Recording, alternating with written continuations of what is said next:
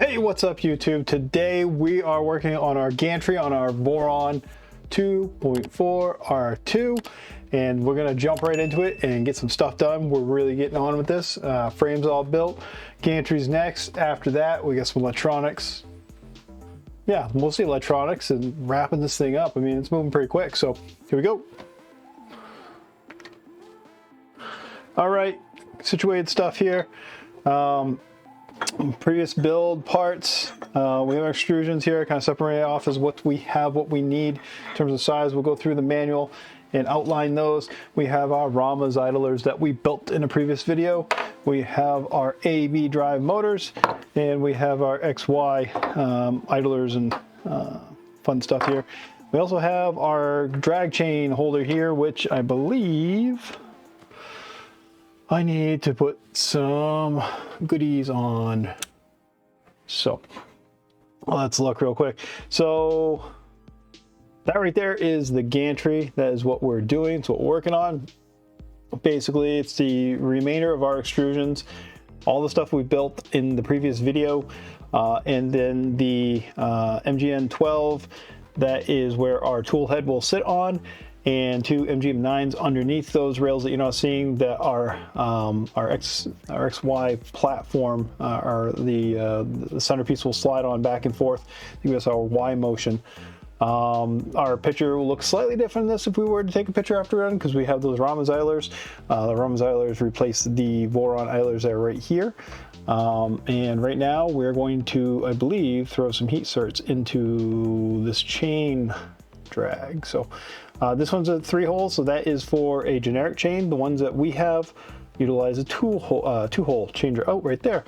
I guess cable, ours are not I guess, but they're similar, and they came with the LDO kit, so they're a little bit higher quality. I did look at those, they look pretty nice. Yeah, so why don't we jump right over and get into that. And I don't think I put any heat certs in on video, so why not, right? So this is our guy. That's what we're doing. And we're gonna grab 2 heat certs. I got my soldering iron set up and ready to go. Temperature wise, it is about, oh, I don't know. Let's say 10 degrees under print temperature, or under the temperature I print with this ABS with. So, and it is curled around. Oh man, they fell out. So let me get these in real quick. So I hope if you're following along and you're doing a build or you're on this video looking for information, you go ahead and check out some of the other videos too. You might find some tips and tricks you might not have known about. On top of that, I hope you're enjoying the content, and if you do enjoy it, and if you do find any of the information available on my videos is helpful, I do greatly appreciate any like button hits, and a special big thank you to anybody that subscribes. Content on the channel is mostly Voron related, but there's some other stuff, and I got some other ideas, some other things I want to do. It's just people are really interested in these Vorons, so there you go. All right, so we did that, and let me go to, what's a good one here? That one. Yeah, that's a good one. All right, so we did that. We had to do a drag chain. Back to this, just so I know where we're at, and it starts off with our T-nut orientation. Now, I mentioned in a previous video that you at times want to be careful about your T-nuts, and this is one of those times. So as you can see, these T-nuts are both facing with the long sections facing inwards, and if you don't do that, you're going to be stuck because you're not going to be able to get these holes where you need them. They need to be relatively close to each other like this. If they're facing one this way, one that way, they'll be faced too far apart, and you will not get your connections in the way you want them. So our E extrusion in hand, we'll put that down, and we'll grab some of our M5 T-nuts, not to be confused with our M3 T-nuts. And we're gonna need a fair amount of those. We need 1, 2, 3, 4, 5, 6. We need 2 more. 7, 8. And Another quick note here. I saw somebody recently on Discord having trouble putting their T-nuts in. And I just want to remind everybody, if you don't know, or if you did know and you don't know now, is you can slide T-nuts in on the ends of your extrusions if you find that easier, especially for something like this where you're really kind of staying towards the end. There's no real reason to, especially if you're having difficulty with it, trying to push them in through the ends here. So we're gonna put 2 here on this side. We're gonna flip her over like this, 180 degrees, and do the same on the other side. I'm gonna take it to the other side. All right, and this guy goes in too. We're all friends around here, right? And like that, and like so. So there we go, 18 nuts. What do you do with 18 nuts? You attach things. So we have our 18 nuts in here. We'll go back to the PDF just so you guys know what is going on with what I see. And we want to be especially considerate of the orientation of our drives. They're not telling us that is A or B, and at this point it really does not matter much, but it does have the cutout on it, so that does represent our A drive motor. So let's get back over to that. So we will then basically take a look at this and note that there are some grooves here that slide into the excursions. Excursions. I'd like to go on an excursion, but I spent too much time buying excursions. Anyways, let's see here. We're gonna do that, and then they want us to go ahead and screw that one down. But before I do that, I'm gonna go ahead and put the other one on, because why not have them both flopping around while I'm doing things, right? Sounds like a plan. M5x10s is the call of action on these. It's 1, 2, 3, 4. And if I'm not mistaken, 1, 2, and 3, 4 on the other ones.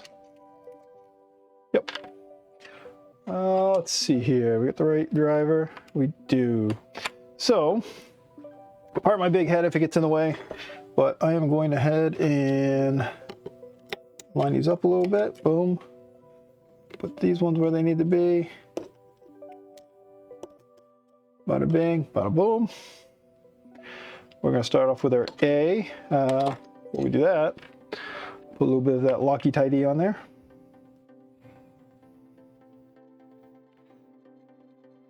Using the lock stick today, lock stick.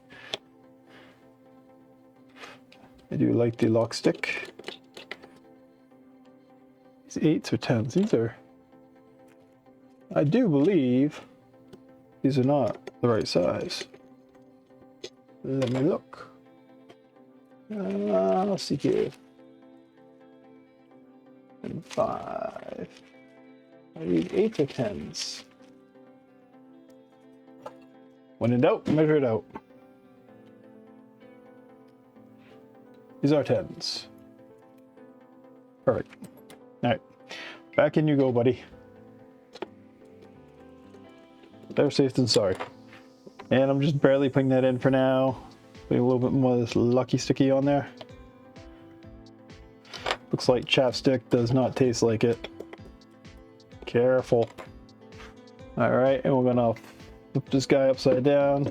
It's got a little bit of gravity now.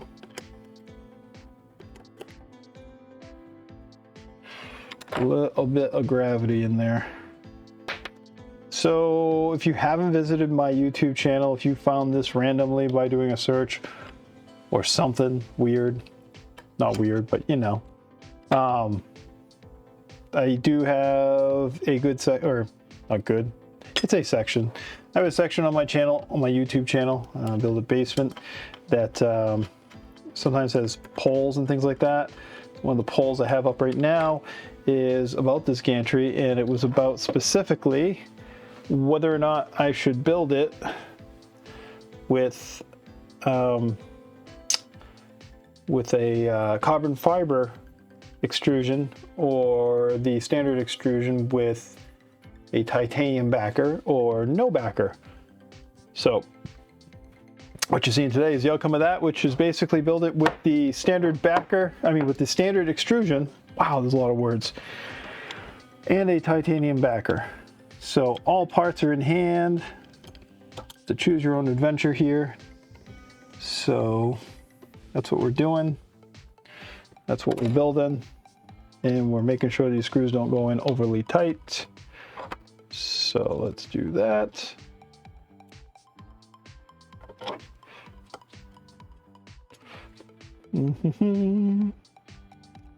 So when you're using the Loctite, or I think Zap makes a similar product, and there's probably other brands all around the world, but when you're using it,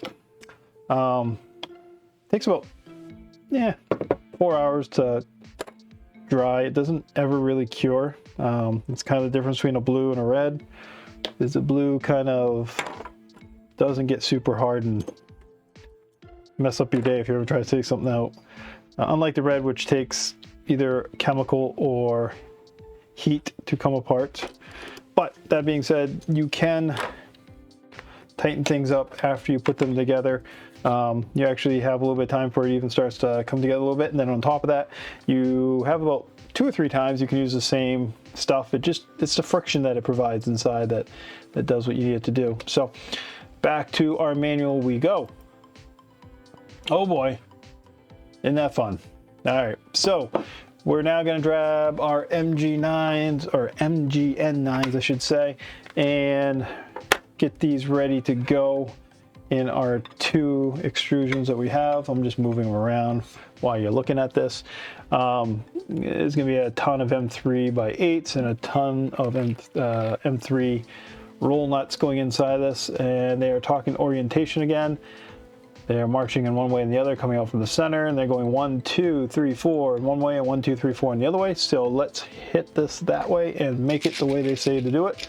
So it's going to take 8 times 2, so we're going to need 16 of these. Bet you didn't know there was a math test. So what we got? We probably got like 12 there. I'm going to say that's about 14. Hopefully that's about 16. Okay, so in this case, I am not going to slide them in from the ends. I am going to push them in. And I'm going to need that. I'm going to need that. Try to speed this along so you don't fall asleep trying to watch me put roll nuts in.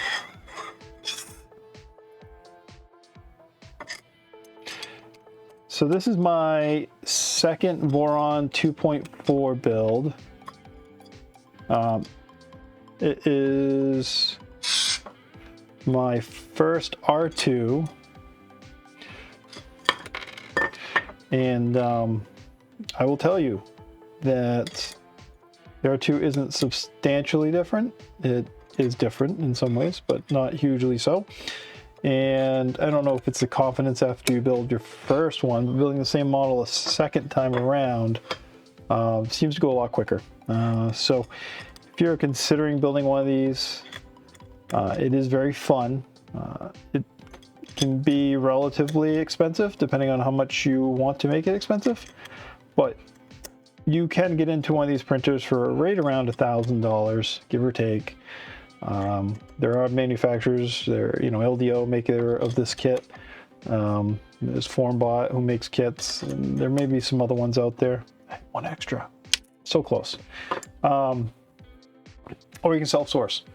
I think at this time you're probably not going to save much if you self-source, just because the companies that are putting together kits are buying things in quantity. So there's that. But if you do self-source, you may find yourself with some more options and some more ability to save a little bit here and there in the places that you really want to save. So you always get that going for you. All right, let's get back to that manual.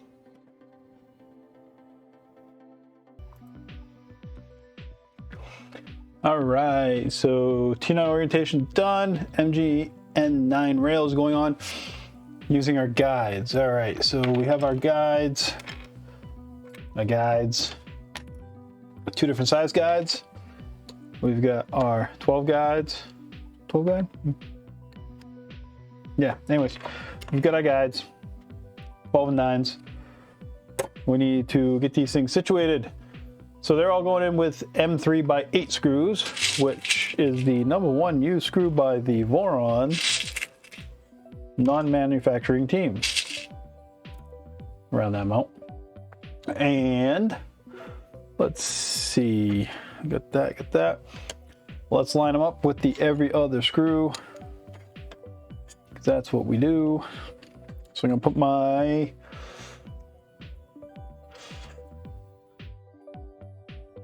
I slide everything over just a little bit for a little bit better view. Yeah.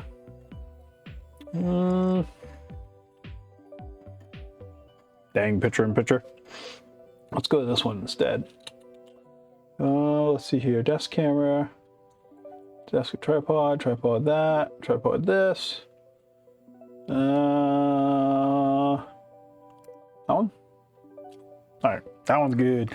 All right, so we're going to every other, starting with the first. So I'm gonna slide that guy over, slide that guy there, this one here, this one here, and then first, third, that one, and that leaves me with 4 in the middle, which is kind of weird. Not a big fan of that. So let's go ahead and throw one in the middle. You know what? Let's throw 2 in the middle. Why not, right? And these ones I'm going to face. I'm going to grab a smaller tool and I'm going to snap it into place. And I'm going to face this one like this and this one like this. Oh, this one the other way around, like so. Boom. And I'm gonna go like, whoa, something like that. So that there, and then these 2 in the middle. Overkill, but it's all good. PDF, what does it say? Make sure we don't miss anything here. The only thing it says on here, other than what we've already talked about, is the 25 millimeters at the end. The fact that they don't want us to drop the carriages, because dropping a carriage will likely irreparably damage it. Good to know. All right, so we know we're gonna put 2 more in this guy.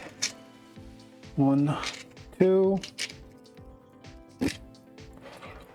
That. Whoa, move those right around. Like that.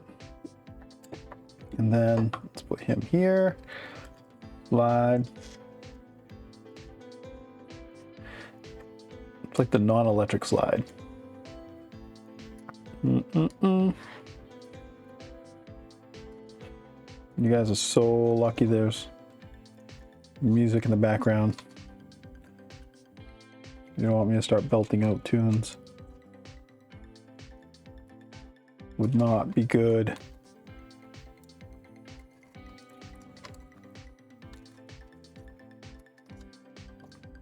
Bam. Pretty close. Yep. All right. So let's take that guy and these guys, and we're in one. Put these near the ends. One here. One here. And I am not going to pay too much attention at this point to that 25 millimeters. But what I am going to do, before I put this rail on, just so I'm all about making this quick and easy, I'm going to give this a little bit of a shake, and I'm going to put a drop into each of these. Oop.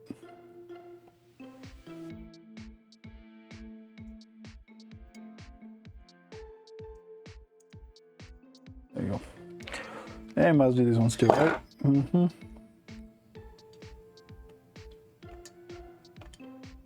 Blue goes a long way. I'm not even squeezing this bottle. I'm literally guinea pigging it and just touching it to it.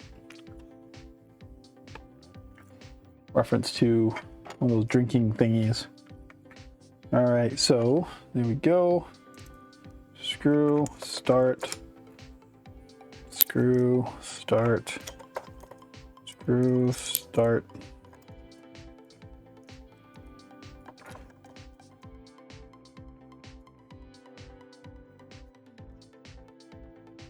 Yep.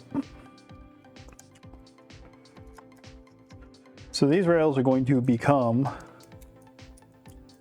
our Y rails, of which there are two. Not to be confused with the X portion of the gantry, of which I guess you could say there's two on the gantry, but only one's a motion. The other one's just a background offender. Okay. Now, 25 millimeters. 25 millimeters. All right. So let's get 25 on the board. Oop. Overshot, undershot. Shoot, we're good. Yeah. All right. Not to be too rough with it, but man, we are pretty decent.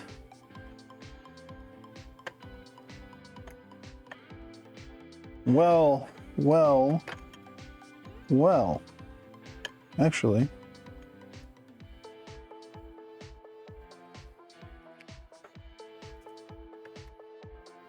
all right, not gonna argue with that. So I'm gonna start off my, just gonna do a little bit tighter. So I'm gonna start one side down here. That. And then I'm actually just gonna work my way down this rail. And the reason I'm gonna do that on these is because I'm gonna work my center holders as I go. So basically, got that one. I'm gonna place this right about here. I'm going to get this one. I'm gonna slide that, slide this, and almost forget to put that screw in, but we're not going to forget. So we'll get that one. We'll check this one more time before we get all those screws in. We don't want to get screwed by a bunch of screws. Nothing worse. All right.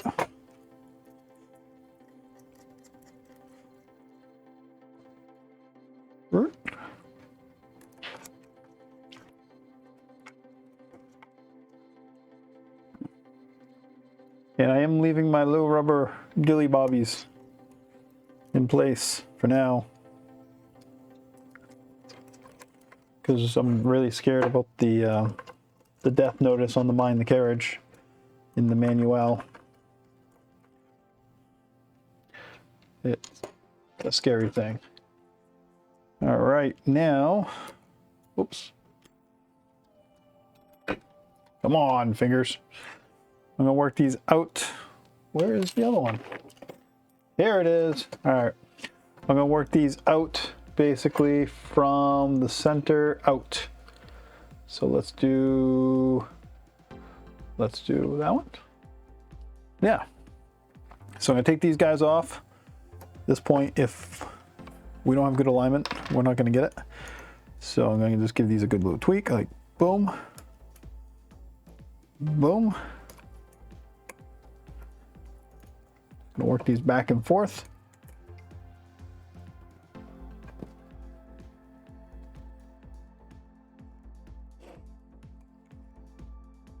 And then this one. And did we get this one yet? Yep, we got that one. That one. And the end. And the end.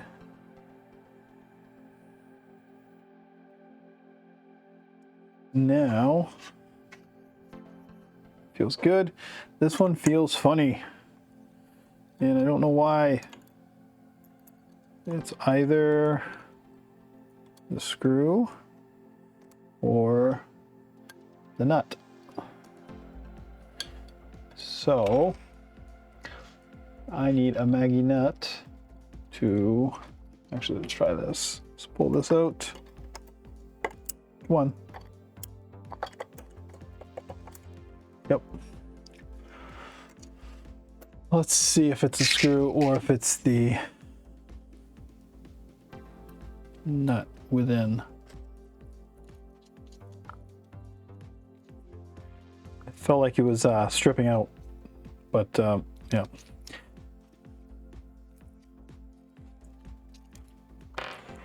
It was way not tight enough for me to really be at the point where it should strip out, so yeah, it's free spinning in there. So we got a bad nut. And that's also why it doesn't come out so easy, because there's nothing to pull it out with. So what I'm going to do is I'm going to take this guy. I'm going to try to work this nut a little bit that way. Try a little bit harder here.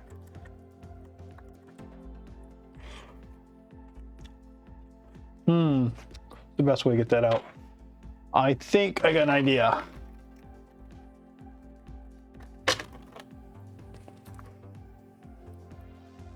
I got a couple of magnets. Since the extrusion's aluminum, and that is not. Come on. Oh yeah, baby. Look at that. Saved the day. And that will go in the trash. And this will go back in. I'm just going to slide that one in the end. I'll put a little of the tight lock in there. Yes, I know it's Loctite. Slide it back into play.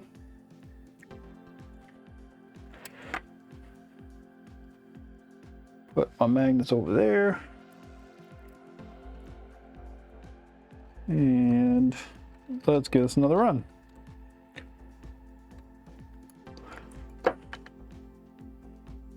Way better. Yeah. All right. That's that one. Let's get this other one done.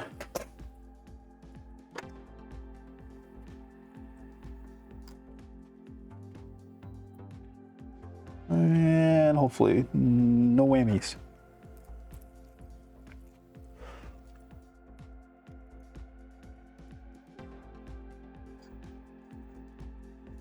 All right, so that's that.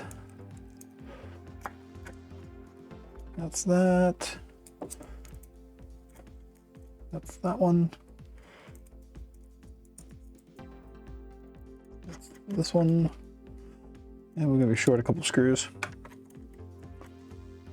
Maybe something if we were short exactly 4 screws for the exactly 4 additional M3 roll nuts I put in. And we'll slide this to here.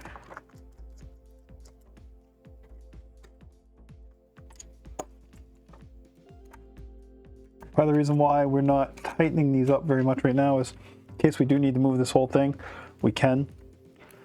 We eyeballed them first, but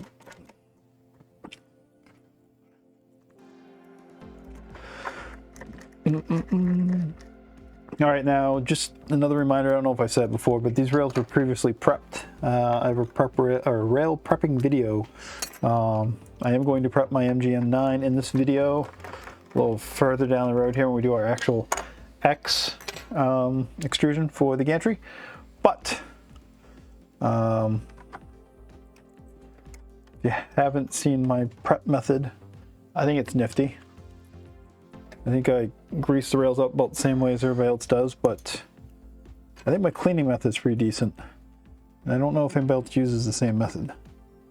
So, stick around after the non-break. good. 25-ish. Tighten these down enough just so they don't move on us. By no means tighten down to the point where nothing can move if pushed, but just enough so that things don't just slide out of place.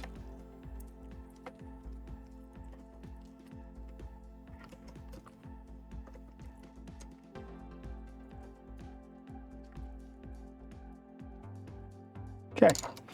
All right, we'll make sure we got that where we want it.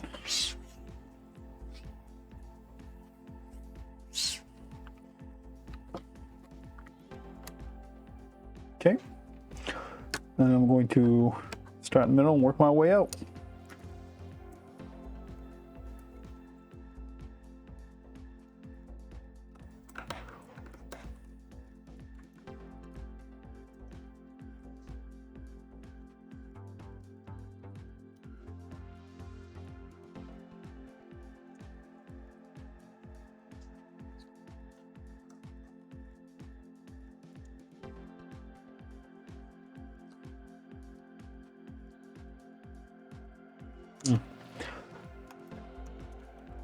One side seems to slide a little easier than this other side.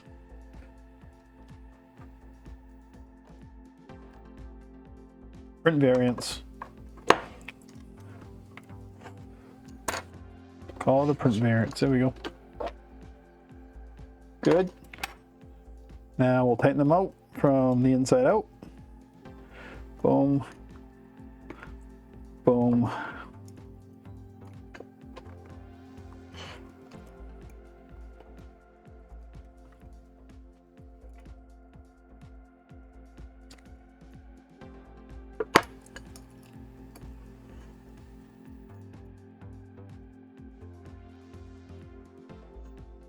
Nice. There we go. Number 2. Done for you. All right, so mind the carriers, 25, just 25. 25 Voron units to the end. Somebody forgot to put some M's in there, but anyways. And now they want us to put some T-nuts on, or the M5 T-nuts on the backside of these. So same situation, and both of these are identical. So let's take care of that.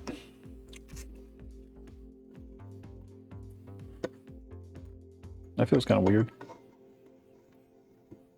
Yeah, a lot of gravity there. These ones are going to slide in though, like that.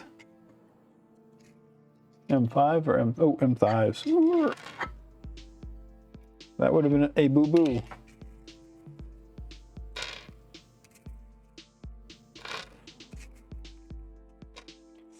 All right.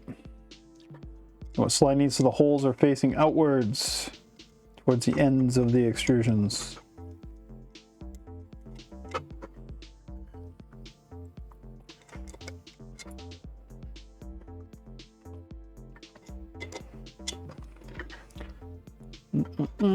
So today somebody was having, that's weird.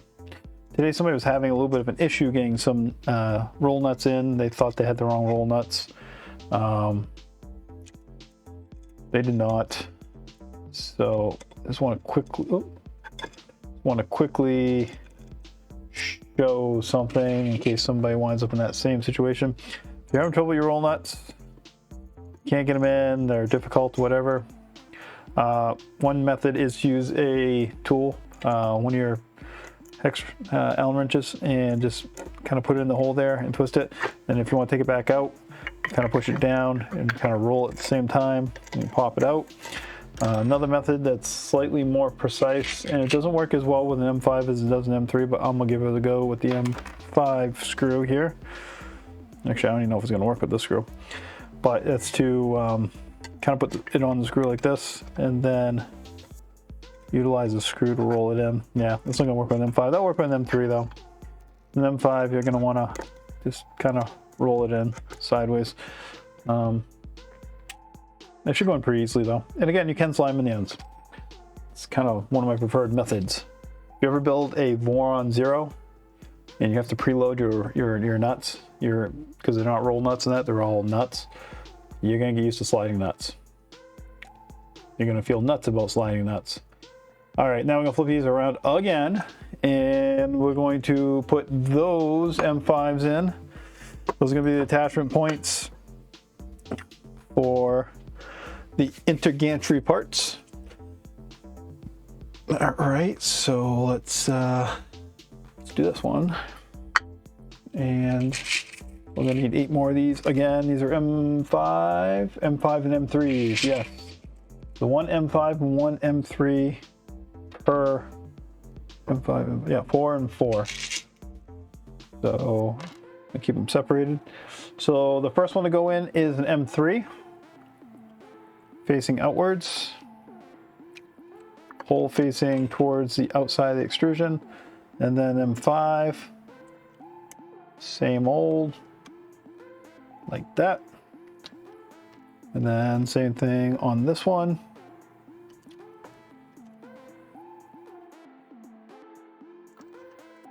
Oop. Like so. And those should line up pretty dang close to the end of your rails. Actually, let's have some fun here. What is the width of 2 of these fellows? See if it's close to 25. I got a hunch. 26.35. Pretty close.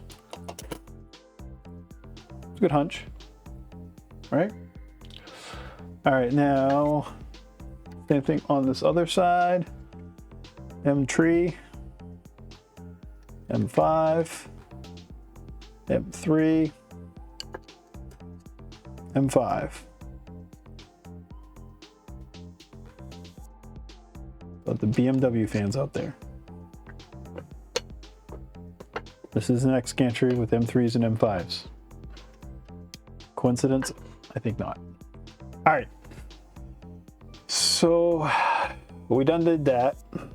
And now it's time to step forward to Y-axis, and they're putting on their idlers.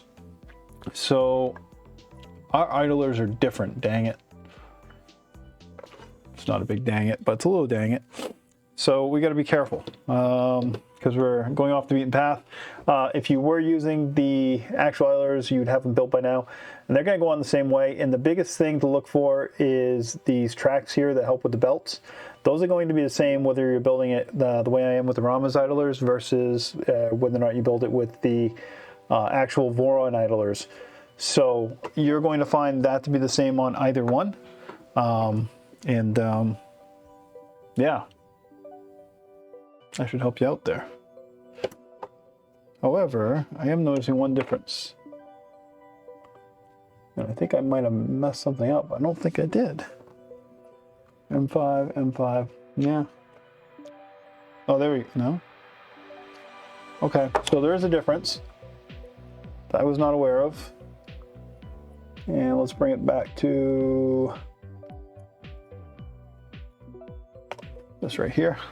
So on the Ramas idlers, which I don't recall it being this way, this must be a different thing. I have to go look at my other printer in a minute.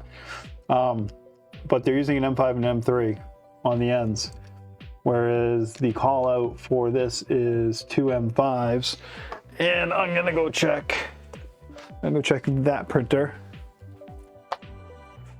Yep, so that's an M5 and M3. So this must be a change in the R2 Voron manual. People wonder what the differences are. This would be one of them.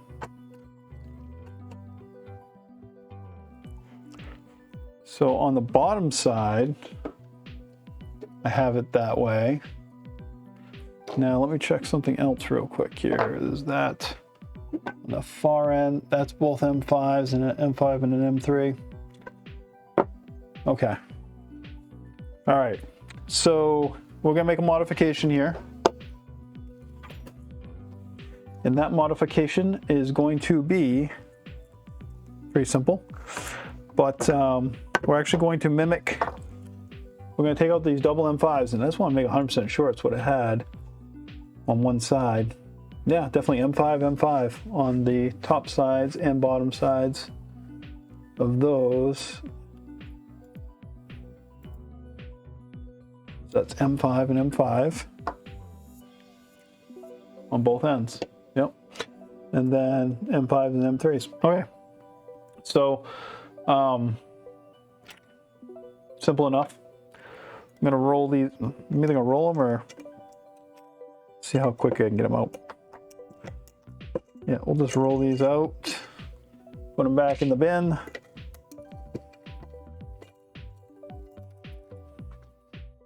They're so convenient. And we'll put our M3 in there.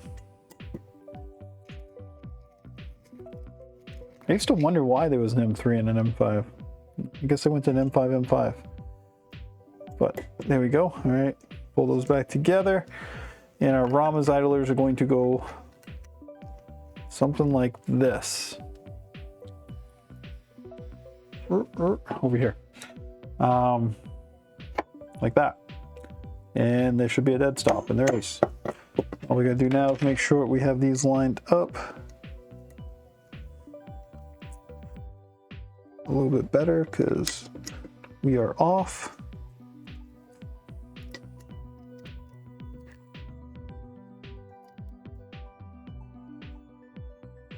There we go. A stop and a stop. I'm gonna line up the other ones.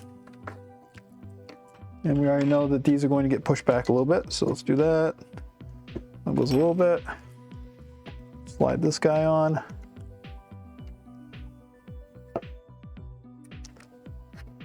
That.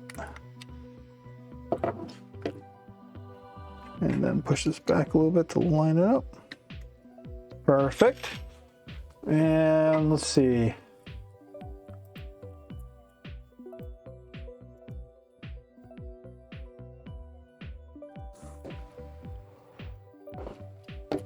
Yep, so let me, what is the best camera for this? Let's do this guy because he's close up.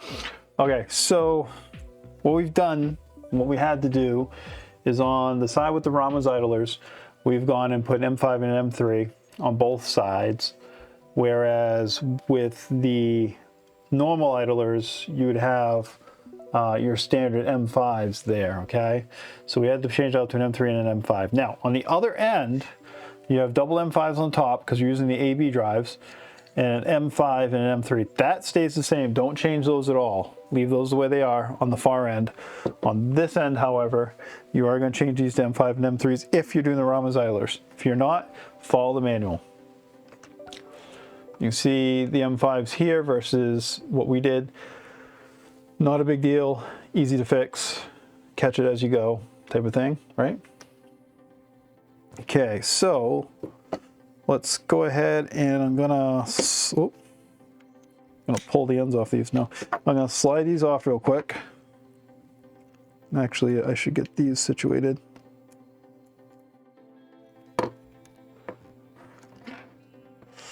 You know what?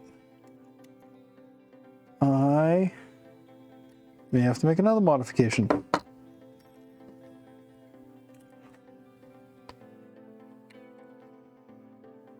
Yeah.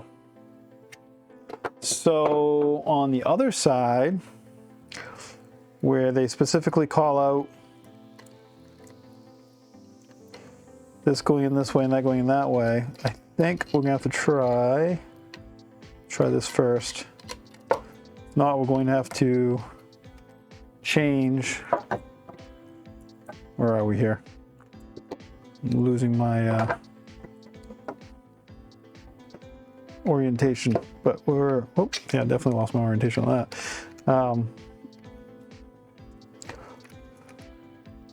Yep.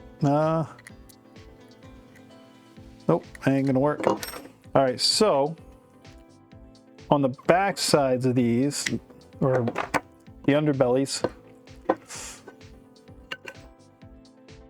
because of this first screw that I've put, silly me, in the first hole, I can't move my T-nut far enough to make it fit. So we're gonna loosen these guys up.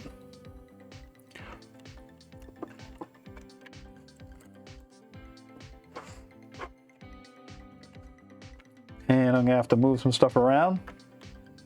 And as opposed to you watching all of that, I'm gonna go ahead and pause things for a moment, save you the agony. Be right back. All right, we're back from fixing my little mess up. What I've gone ahead and done is I actually had to take out the first hole screw on each of these, moved them over one, and then simply took my Allen wrench and slid my T-nut down to the next space in there. It's not going to make much of a difference. In actuality, if I recall correctly, I remember doing this on the first build. I didn't remember it off the bat coming into this one, but minor issue. Quick resolution, even quicker if you're watching this through and doesn't bite you. So back to it. All right, so back to putting these guys together. All right, so situate ourselves again, and this time hopefully get it right? So we're going to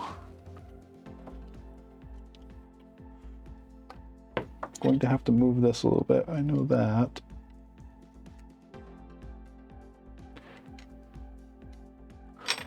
And I'm gonna go to, let's go back to this camera. All right, I'm going to slide this on. Again, this has a groove in it.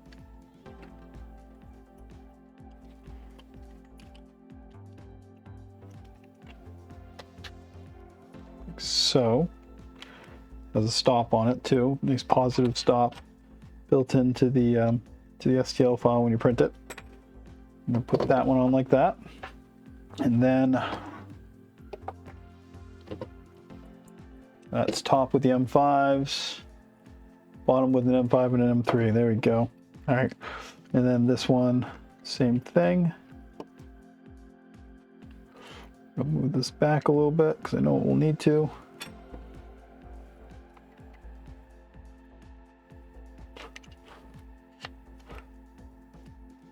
It's pretty close.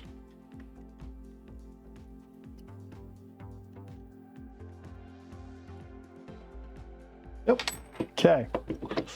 So Rama's idlers are on there. And what's last in this puzzle is putting on our clamps.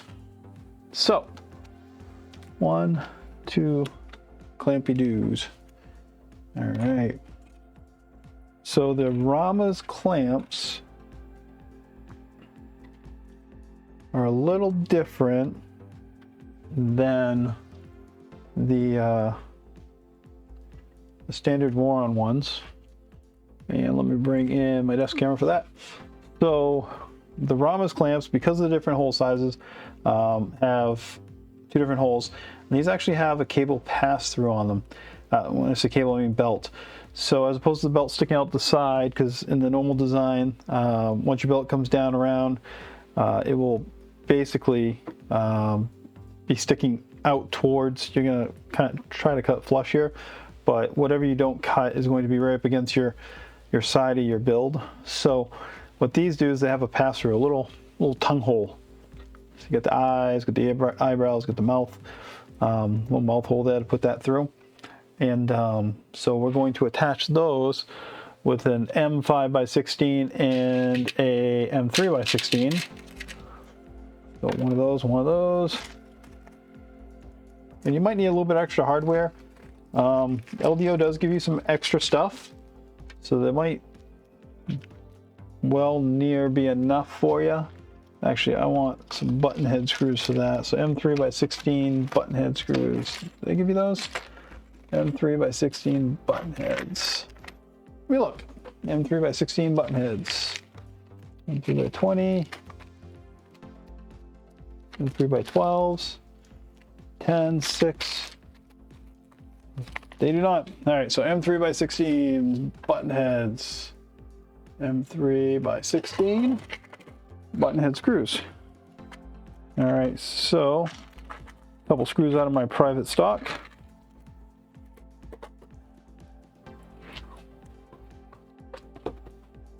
And I already went ahead and put thread locker into these, so we'll go ahead and get these going. It's a little tight. And that there. And eventually we're going to have our belt clamped through this. But for now, we're just going to lightly attach this.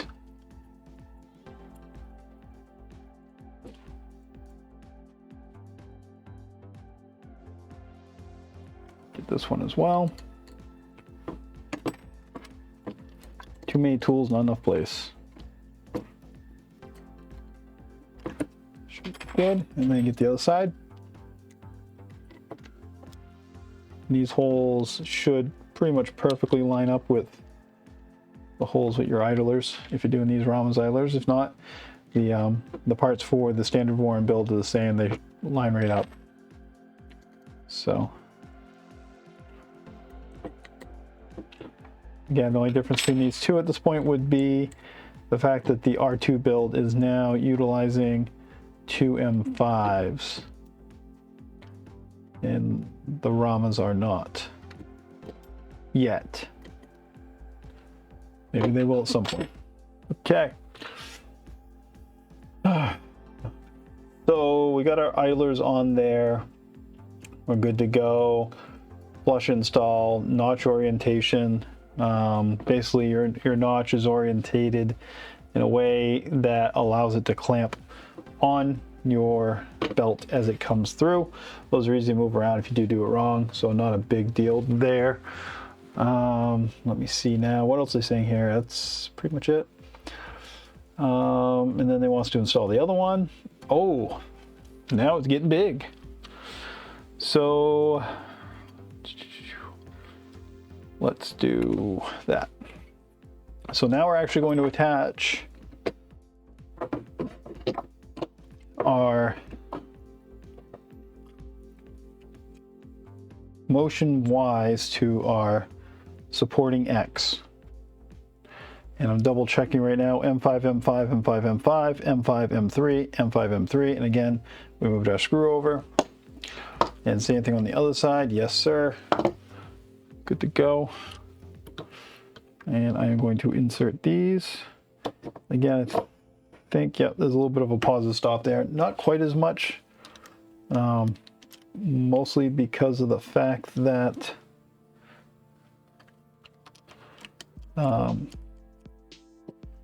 you're kind of at the end of this plastic. It's not as close by, so it's only going to be able to clamp down ever so hard, considering how far out it is. All right, so I'm gonna push this one back, pull this one forward.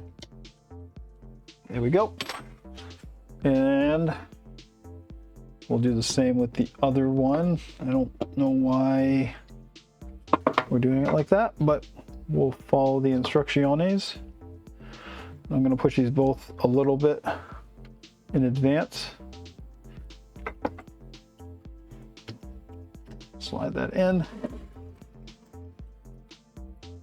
And get where it needs to be. I'm gonna gingerly move it. Slide these a little bit. Okay. And back to the PDF we go. I think they're just showing us what we're going to do, but we done did it anyways. All right, so now double M5s on the clamps, which we have.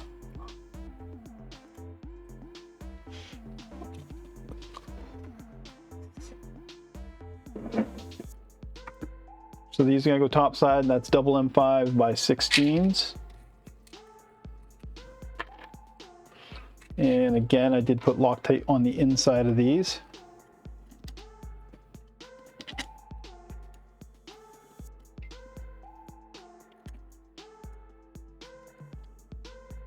I'm just going to barely start these so that they just grab, so I know where we need to be. Yep. And then I'm just going to make sure they are flush. I'm just gonna give a little bit of a tighten, not by much.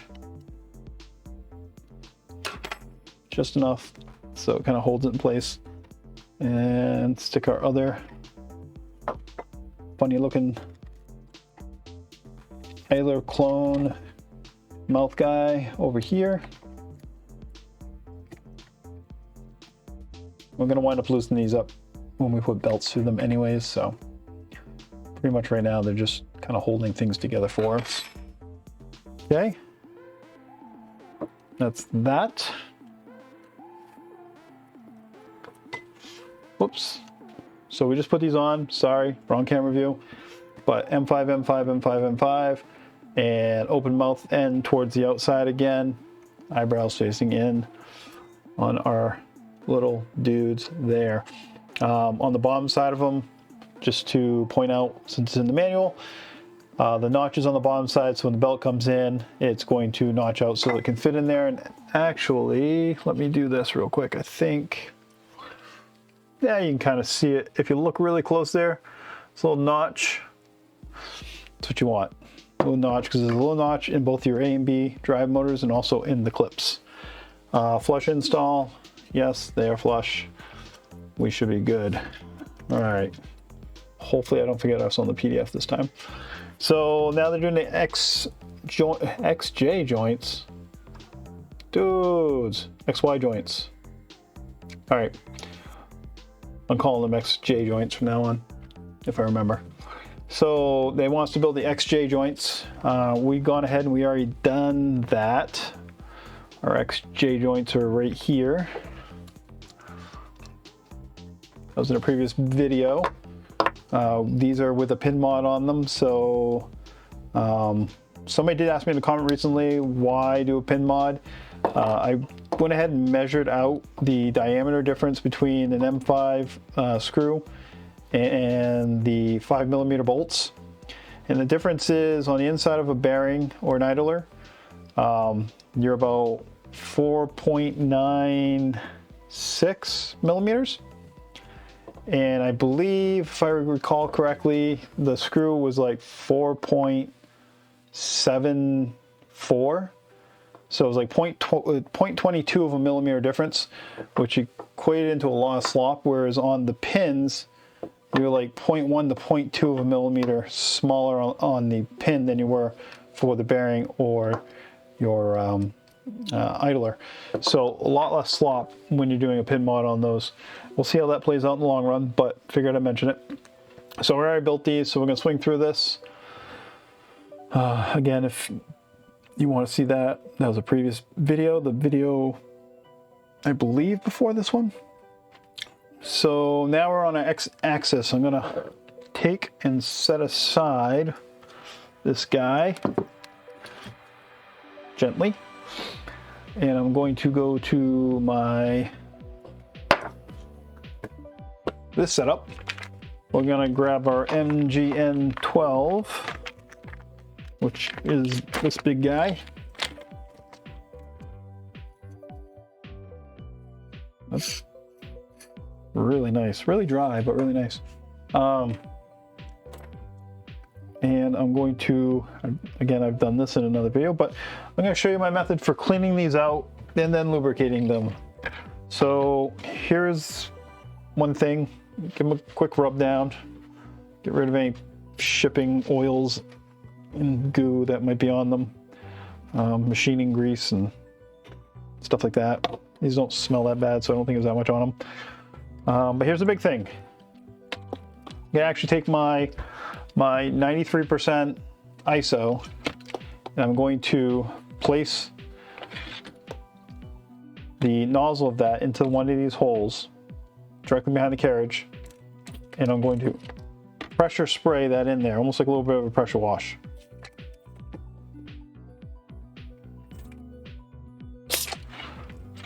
And let me see if I can get in on that a little bit better. Let me do that. That's not gonna do it for me. Let me do this one. And then I'm actually going to drop it right down, bring it right in. So I'm gonna do this backwards here. So if I spray myself, you can laugh. But I'm taking the nozzle, putting it straight on the hole behind the carriage. And if I had enough alcohol in there, that'd be helpful. But let's do it. Let's do it like this. Okay, and then I'm just pressure washing it right in there.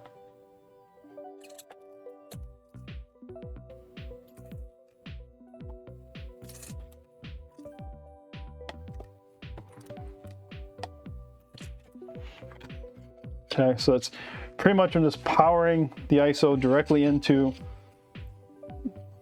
all those bearings. Give it a wipe, get rid of all that possibly has come out of it, if anything. I'm gonna do it again. I can do this 2 or 3 times. It's a lot easier when I'm watching. See if I can angle this here. There we go. So just really kind of powering it in there, and then just running this to get rid of everything. So if you've never used rails before, you might be thinking that this is the best rail ever at this point because of how easy, how easy it's rolling, which is a good thing, you know. Rolling easy is definitely something it should do. That being said, rolling easy also means that there is no lubrication in there. Now the thinner lubrications, your 3-in-1 oils, your even some of the thinner white lithium sprays will work. Just about anything will work, but it won't last as long. On the opposite side of that, your thicker greases will work, but they will put a ton of drag on there. So you're kind of trying to find something that's in between. And that's kind of a personal choice. I'm using the Mobilux. A lot of people use it. A lot of people use white lithium grease, the thicker stuff.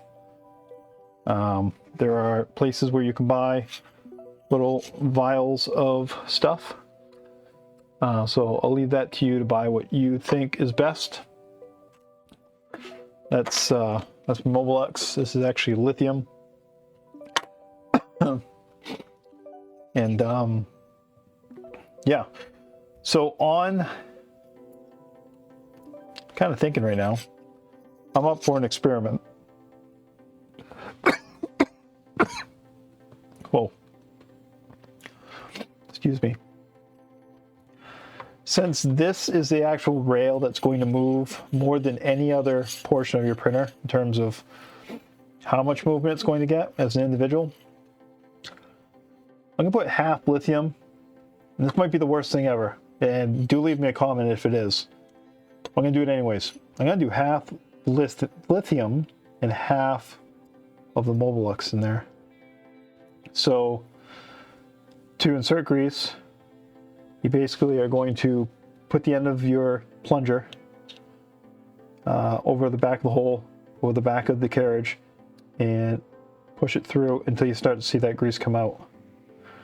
Do the same thing over there. And then work it a little bit.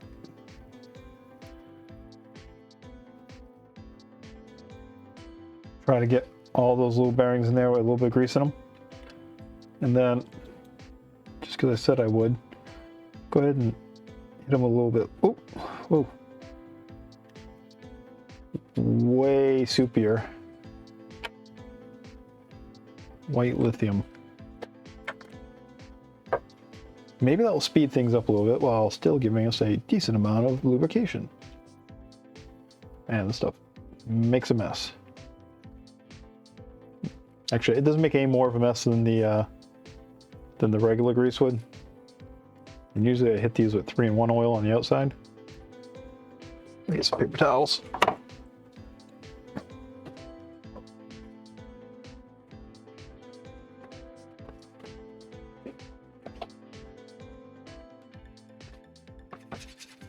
You watch, there'll be some component of something that interacts with another component of the other grease, and this will harden into concrete in 2 days.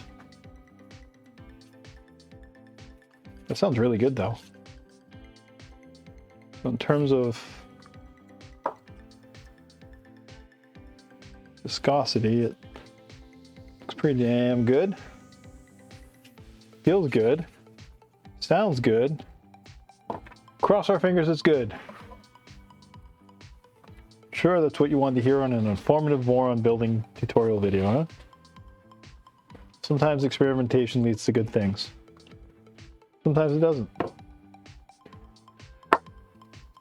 But you never know if you never try. Alright. The last thing we gotta do is deal with a little bit of whatever we put on this rail that's going to wind up in these holes, or mounting holes. So I haven't found an awesome way to get this stuff out other than just kind of digging it out and then wiping it. And you don't have to get it all out either. Just try to get some of it out. Just looks messy. We don't want messy printer.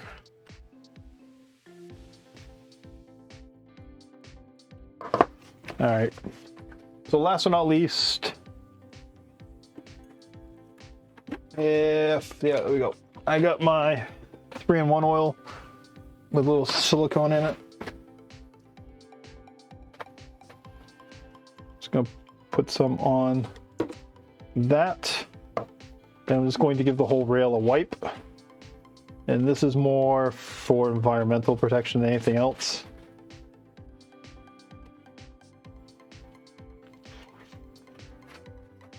This will help stop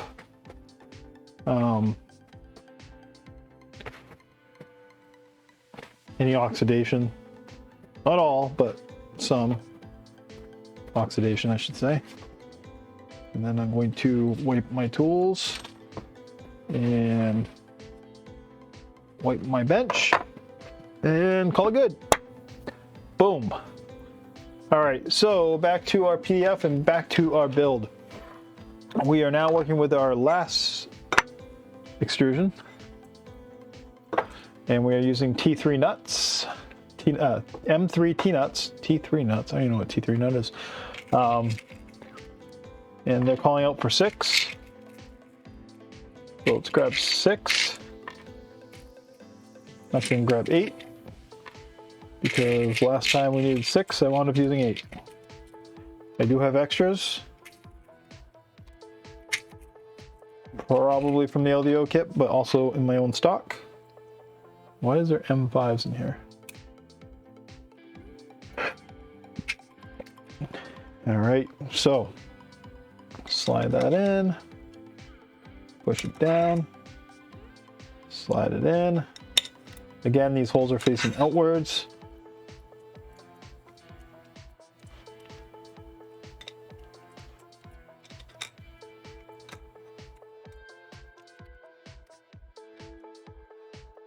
And they're calling for these.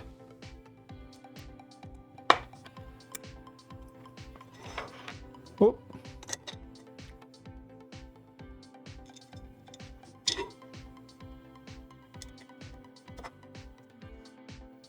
Go back to this.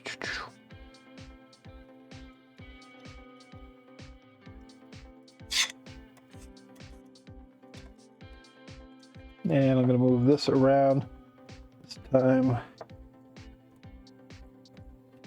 just in case when I wind up in the same situation, I'm not going to put anything in that end hole.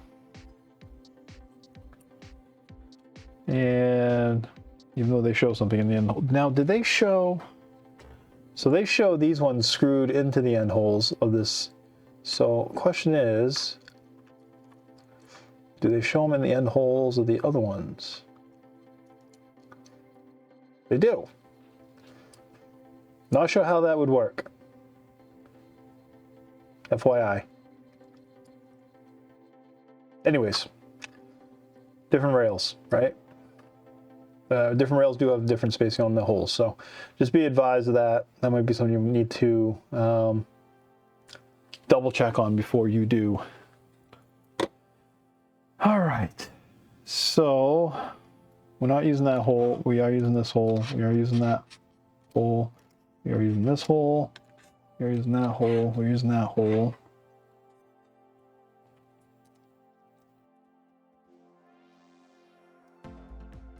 And then we'll hit the two centers.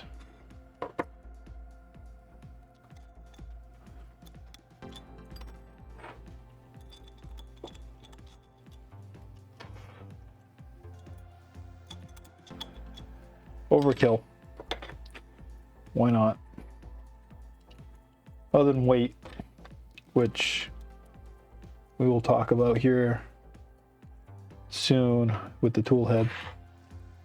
Okay, so they're calling out 15 millimeters on the ends there, but we will worry about that in a few moments when we get to it. For now, let's get these things started. One there.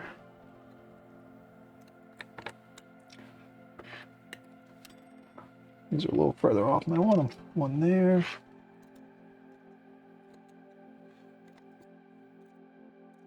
There we go. All right.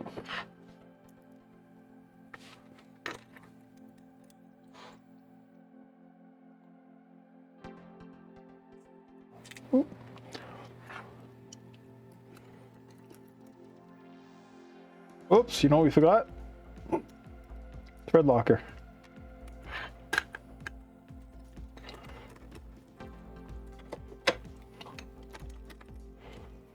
Thanks for reminding me.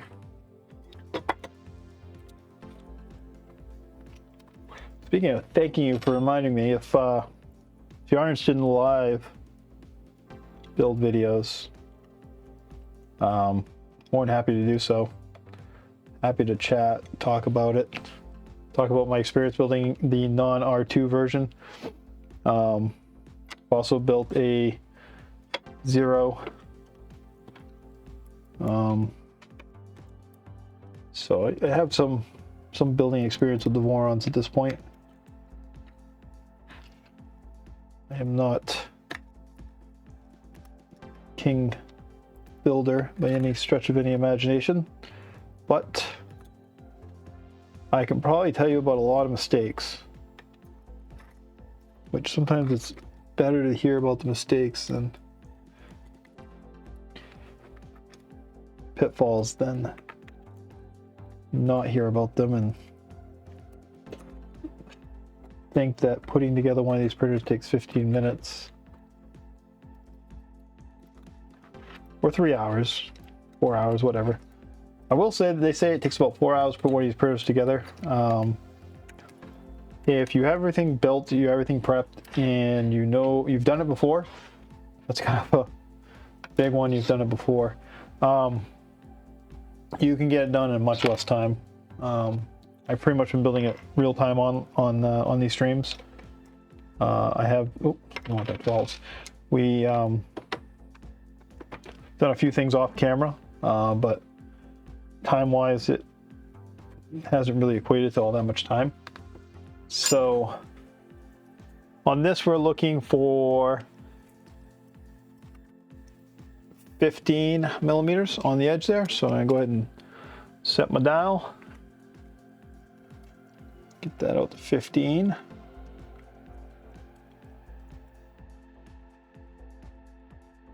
$14.99 and 15.01, 14.97. Oh, there we go. I hate that.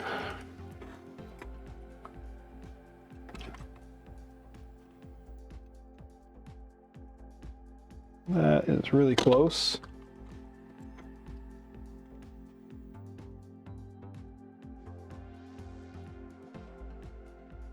that is really close as well.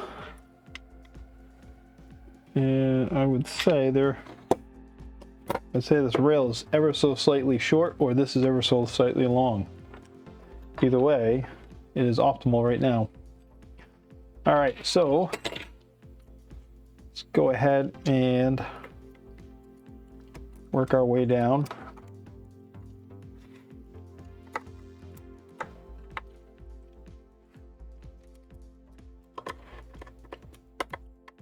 Again, I'm not super tightening these yet. I'm just making sure nothing goes anywhere. Which after the first one, it really is not going to go anywhere. It's not going to slide. So once I have that where I want it, that feels pretty decent. Both of them slide pretty decent. These can come off now. That's still sliding really well. I go through, I'm going to work my way out. We have two centers here in a way, so that's snug, snug, snug, snug. You get it. You got it. We got it. Good. There we go. Where does that leave us? Some more M5 T-nuts. All right. These all M5s? Yes. Okay, good. Double checking my XJ joints. Make sure my XJ joints are proper. So, yeah. So on the XJ joints, even though these are pin modded, there's M5s on both the top and the bottom. XJ. So we're gonna look at orientation here again. One of my big things. Just trying to keep myself set up as the way the picture is in the manual, because I'm not that bright and I don't want to mess up. So long side facing inwards on both.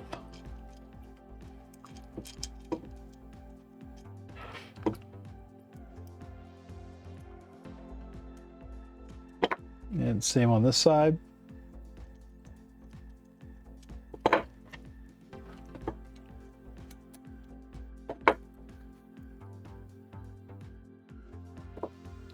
Which is kind of weird.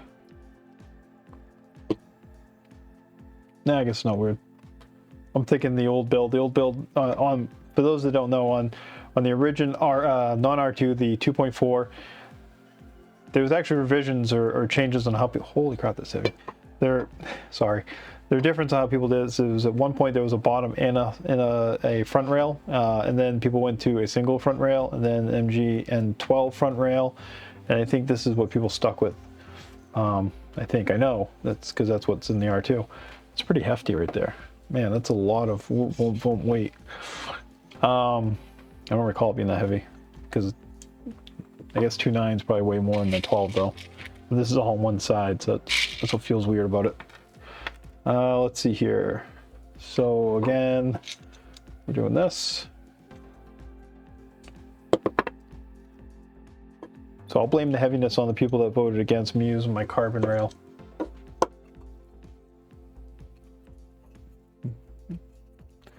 Mr. Carbon. It weighs like nothing. We'll use it for something else, I'm sure. All right, and then I want to make sure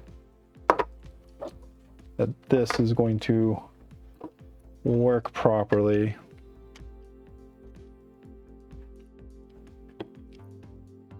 So I'm going to line these up. Kind of jumping ahead here. The manual doesn't say anything about this yet, but actually, I don't even remember if this is forward or backwards. I'm doing this. This might be completely backwards, but the holes should be in about the same places.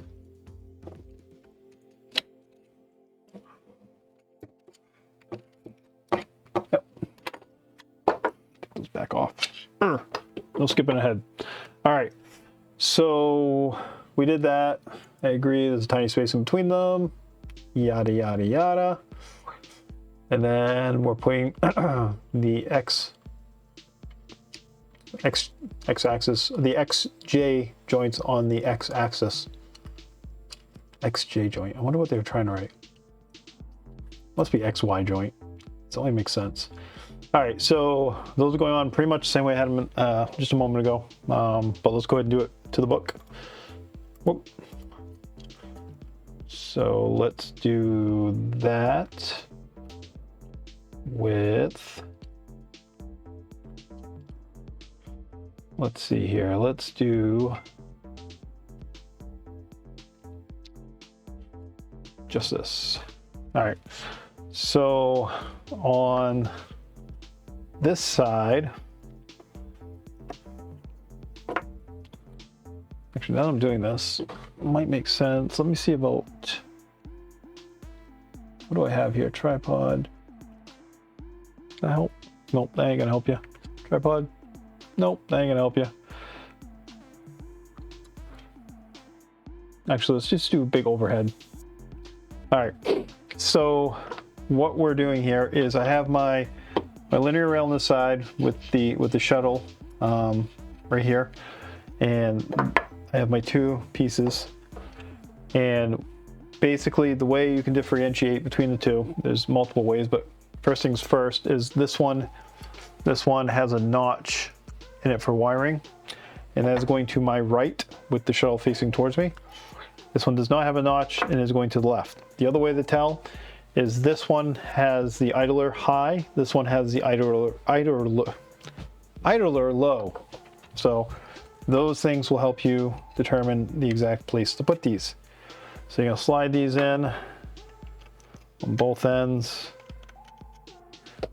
And if I recall correctly, leave slightly loose. Check your work. Okay.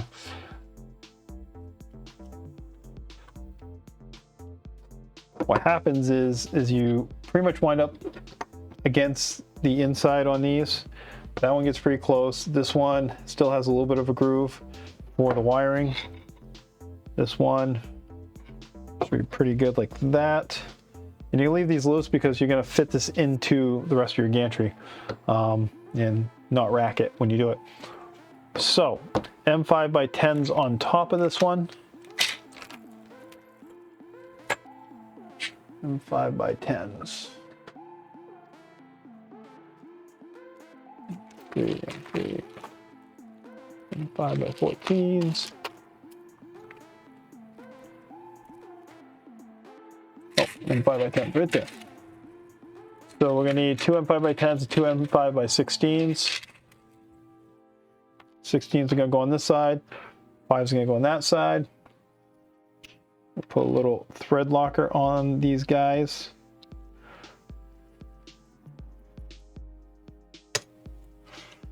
And again, I say in every video I use thread locker. I'm not overly concerned about thread locker and plastic. I have not seen anything concrete that would lead me to believe that thread locker is going to destroy my printer. I saw one anecdotal thing that I think people have replicated over and over again. So this is going to basically be a guide for our cabling and also hold our chain, our cable chain. So I'm going to put that through, that through, that through, and then we're going to give them a little bit of a tighten. Not much, but a little bit. There we go. There we go. There we go. And she's a go. All right, flip it around.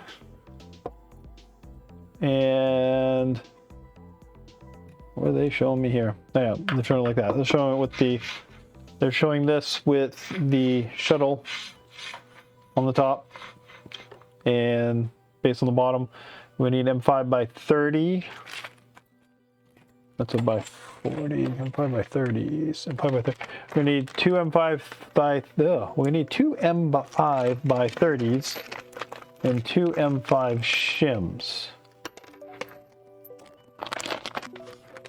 So, get my M5 shims, M5 by 30s, two shims. And let's put the shims over the heads, or over the screws, I should say.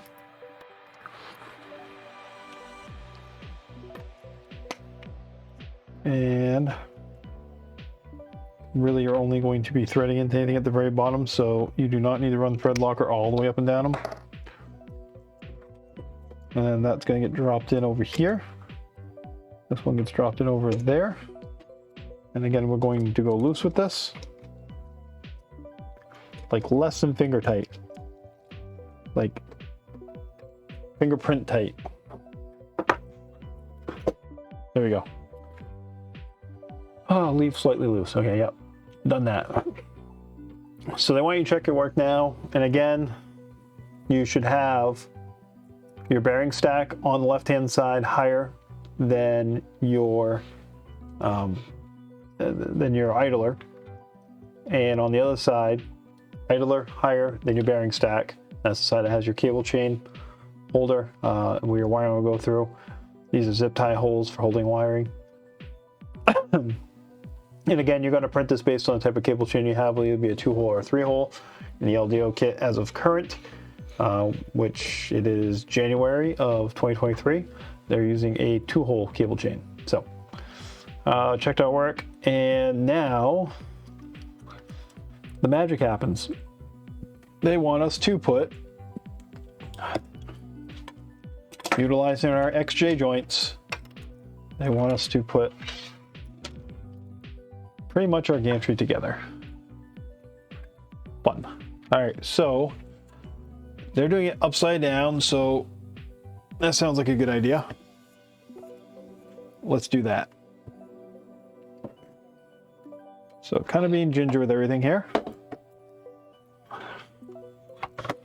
And we're gonna have to actually support this on something. So, and the reason for that is because we have our cable chain holder. Grab some of this fantastic Sparter ABS sparkle and slide that underneath here, slide that underneath there. And no, Sparter does not, or did not give me anything.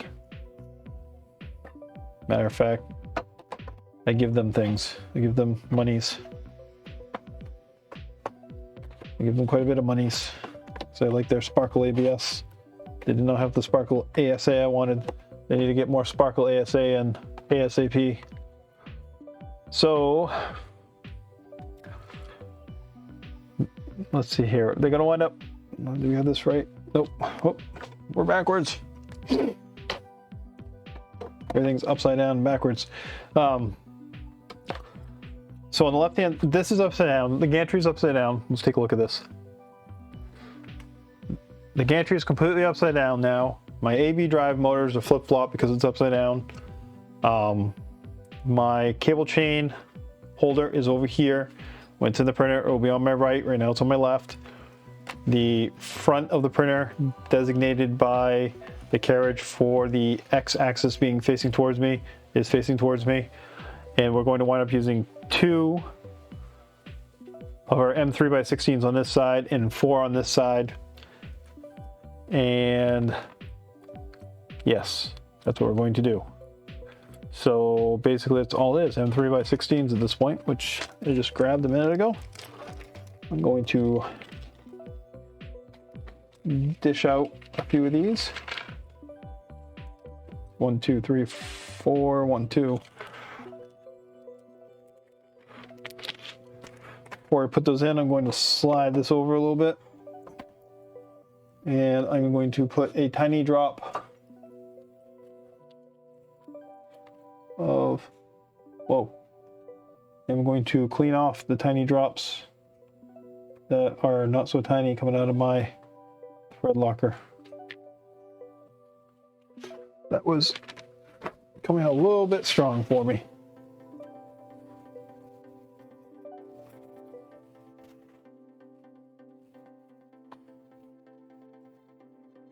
Doesn't take much. All right, so I'm gonna put this on top. We got our M3x16s. We're going to put all 4 on this side.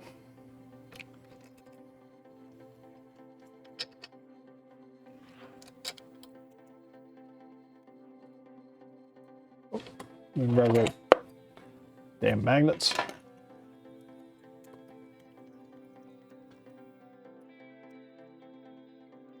Just going to, again, finger tighten these.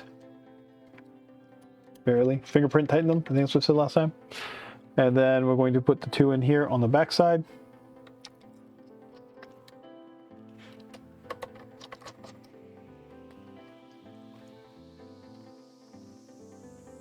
We're going to try to at least.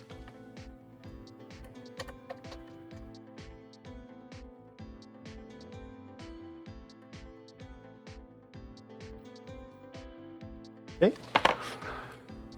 Let's see, flip gantry, turn around, insert at an angle. Yeah, that makes sense. 2 bolts, 4 bolts. Everything's still loose at this point. And we're done. This is where we're at. Well, this has been a long one. So, apologize for this being such a long video, but there was a lot to do. We now have our gantry all built, and I gotta tell you, putting that together is probably one of the longest, outside the electronics, is one of the longest things to do. So pretty much the big major parts of building one of these printers is your frame, your gantry, if you decide to build your clockwork, in this case it's going to be clockwork 2, which is part of your tool, well, it's kind of part of your tool head. It's your extruder, then your tool head, which has, you know, your hot end in it, and then your electronics. Those are the big components. Everything else is just interfacing between those things. So, that being said, we're around about 1/3 the way through this, a little bit more than a quarter of the way through. So, if you're enjoying the videos, I hope you do. Give me a like, give me a subscribe, leave me a comment down below. Let me know what I'm doing that you like. Let me know what I'm doing that you don't like. Let me know if you want to do some live streams. Let me know what else you want to see. And I'll see you next time.